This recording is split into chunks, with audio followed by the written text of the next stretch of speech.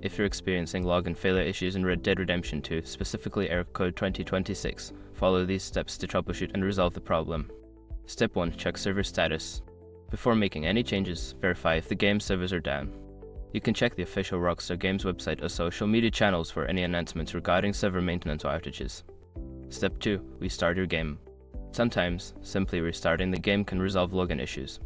Close Red Dead Redemption 2 completely and relaunch it to see if the problem persists. Step 3. Update the game. Ensure that your game is updated to the latest version. Check for any available updates on your gaming platform and install them. This can fix bugs and improve connectivity. Step 4. Verify internet connection. A stable internet connection is crucial for online gaming. Check your network settings, restart your router, or switch to a wired connection if you're using Wi-Fi to improve stability. Step 5. Reinstall the game. If none of the previous steps work, consider uninstalling and then reinstalling Red Dead Redemption 2. This can resolve any corrupted files that may be causing the login failure.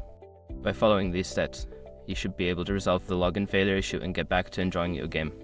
If the problem continues, consider reaching out to Rockstar support for further assistance.